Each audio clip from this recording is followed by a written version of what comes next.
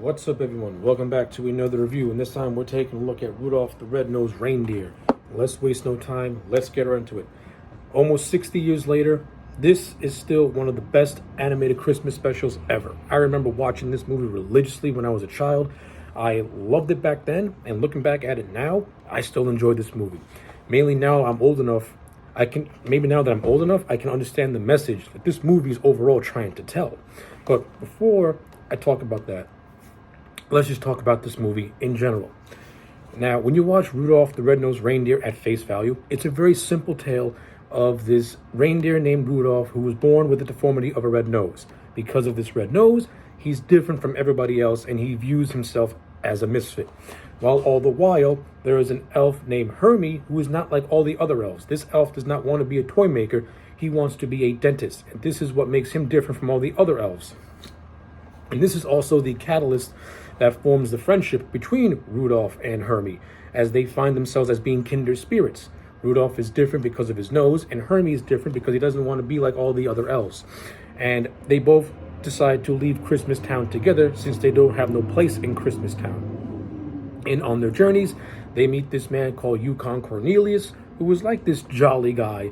And the three of them form a close bond, and they go through a lot of adventures.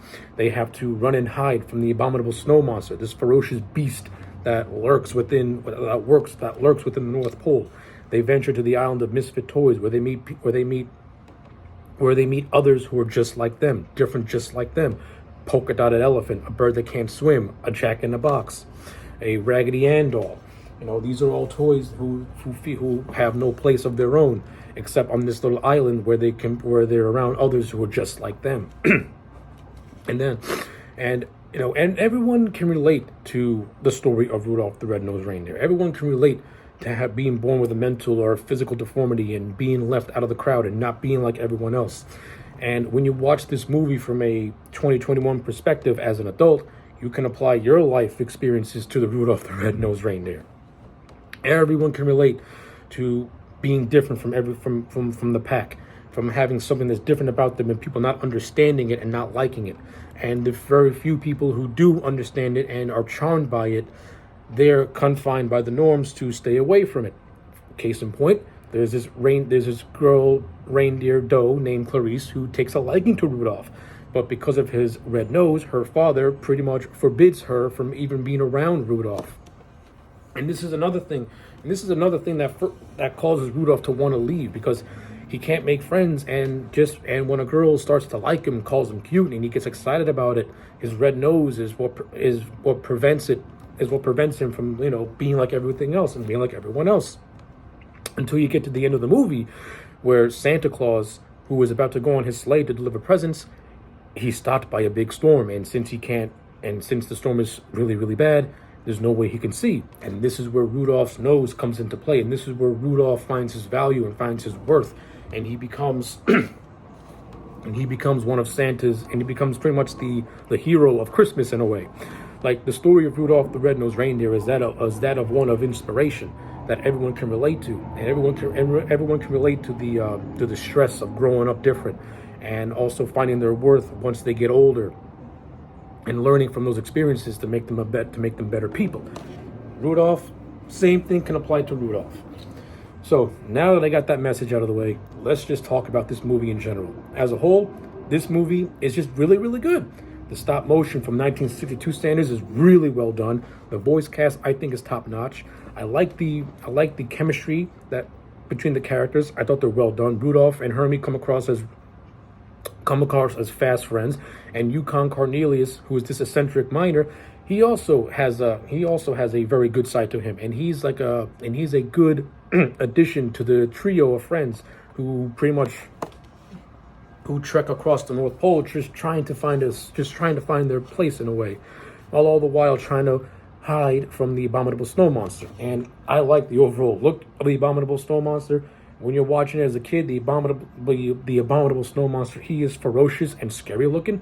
But when you get to the end of the movie, and when Rudolph tries to save Donna and Clarice, who have gone looking for him, and then you have Hermie and Cornelius, who stop the abominable snow monster with Hermie's dentistry come into play by plucking out his teeth, the abominable snow monster kind of has his character changed in a way. and he goes from being this ferocious beast to an almost cuddly teddy bear as he places a star up on a Christmas tree. So the abominable snow monster finds himself a character arc, and he also finds himself some friends, because now that he's not so scary, people start to like him, and you can tell that he from the abominable snow monster's reactions that he likes being liked and not being feared.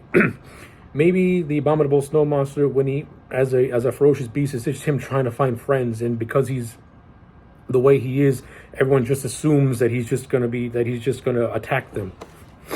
And some way, and when he feels scared or cornered, he just has no other way to react but to just scare them off.